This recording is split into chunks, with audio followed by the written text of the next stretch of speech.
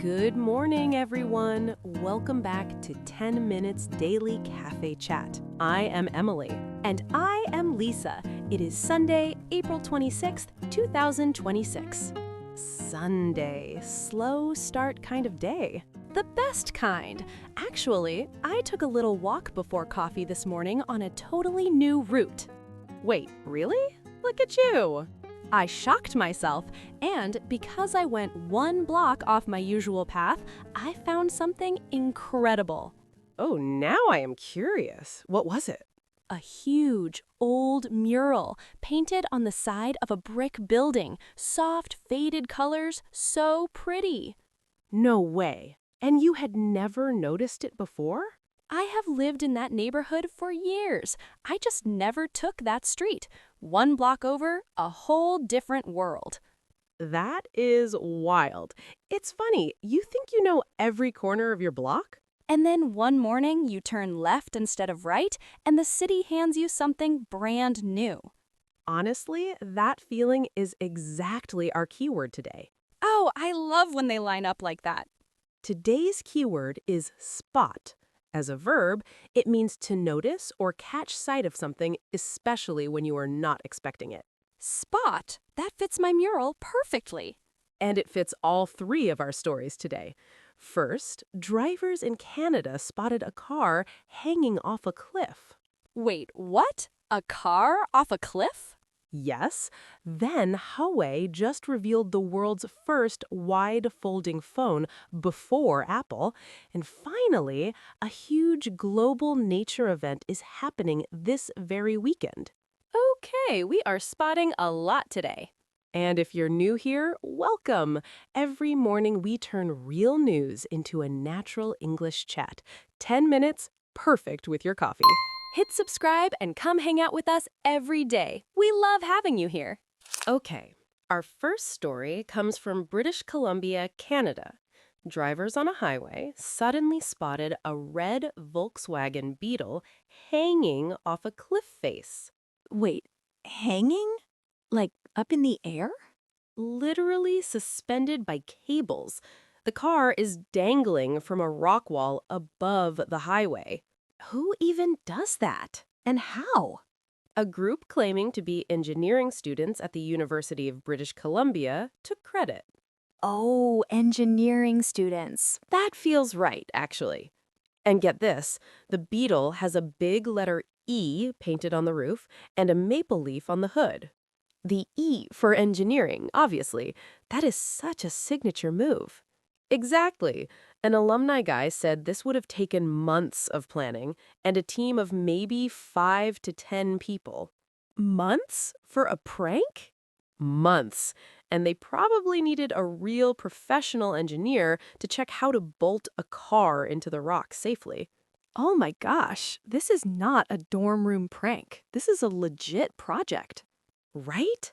And there's history here. The same group pulled off the same thing on the Golden Gate Bridge back in 2001. Wait, the Golden Gate Bridge in San Francisco? The same one. A red beetle hung under the bridge for 5 hours before workers cut it down. 5 hours? That is a whole morning of chaos. And the bridge official said when they cut it, the car sank like a stone. I love that quote. So this is basically a tradition. Apparently, it started back in the 60s. They passed down prank stories at student orientation every year. So the new students hear the legends the day they arrive. That is kind of sweet, actually. And the school officially denies any involvement. Police did not comment either. Of course, no one takes the blame until after graduation. Exactly. The alumni guy said that's the unwritten rule. Pull off something big, stay quiet until your diploma is in hand. I kind of respect it, the patience to wait years to finally brag. Okay, story number 2. Huawei just dropped the world's first wide-folding phone in China. Wide folding? I thought folding phones already existed.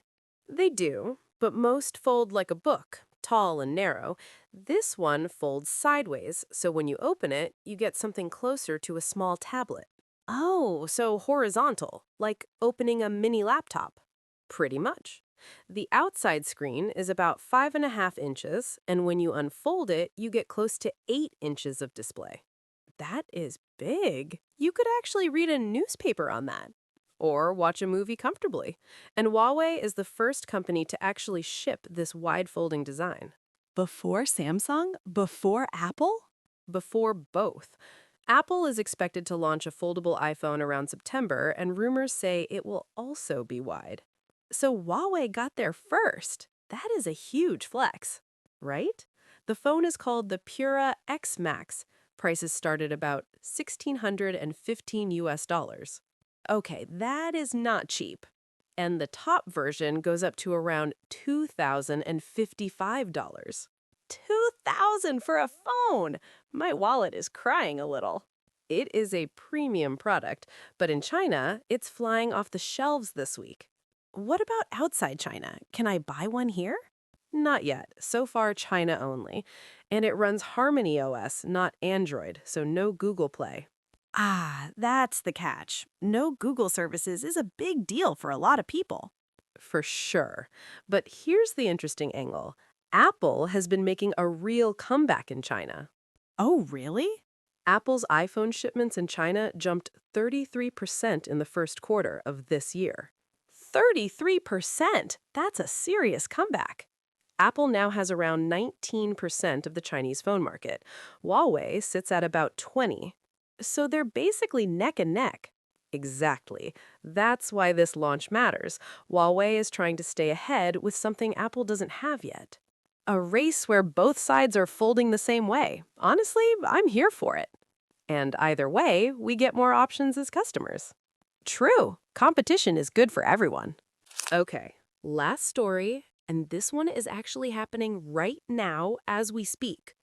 Ooh, live news? I am ready. It is called the City Nature Challenge. It started Friday and runs through tomorrow. Oh, wait, this whole weekend? So literally right now.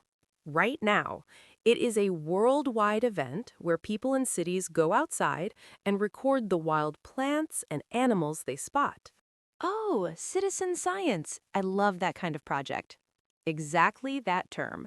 Regular people, phones, photos, global data. That is such a cool idea. So how do you actually join? You download a free app called iNaturalist, then you take a picture of any wild plant, animal, or even a sign of life, a footprint, a feather. Wait, a feather counts? A feather counts. You upload it, and scientists and volunteers help identify the species. Okay, that is genuinely beginner-friendly. Completely free, too. And here's where it gets wild. Last year, people logged 3.3 million observations. 3 million? In 4 days? In 4 days. They counted over 73,000 species, and more than 100,000 people took part. 100,000 people out there with phones, spotting frogs and flowers? I love that. And the story behind it is charming, too. It started in 2016 as a friendly fight between Los Angeles and San Francisco. A rival city challenge for nature? Only in California. Right? They basically said, who can find more species in one weekend? And it grew from there. So now it's everyone versus everyone. Every city all over the world joins in. And the really nice part is you don't need a forest. Your backyard counts. A sidewalk weed counts. Oh, so those little yellow flowers poking through the cracks near my mural would count? If your city is participating, absolutely. A sidewalk dandelion is valid data. Snap it next time. Okay, I'm going for a walk after this episode. Mission received. Honestly, same. It's such a low bar to join, and the data actually helps scientists track biodiversity. A nature hunt that helps the planet. This is my kind of Sunday. What a lineup. 3 stories, 1 keyword. Spot. Drivers spotting a car dangling from a Canadian cliff. The world spotting Huawei's new wide-folding phone before Apple shows theirs. And everyone, everywhere, spotting a bit of wild nature right outside their own door. 3 very different stories, all about noticing something you did not expect. And today's keyword, one more time? Spot. To notice or catch sight of something, especially when you are not expecting it. Spot. That mural showed up at the perfect time. Perfectly on cue. And we have a question for our listeners today. Ooh, give it to us. What is the most surprising thing you have ever spotted in your own neighborhood or city? Ooh, good one. An actual story from your life. Love that. Exactly. And if you want a quick one too, out of today's 3 stories, which was the biggest, wait, really? Moment for you? A, the UBC beetle on a cliff, B, Huawei's wide folding phone, or C, the global nature challenge this weekend? Ooh, A for me. That beetle on a cliff is pure movie scene. I'm leaning C.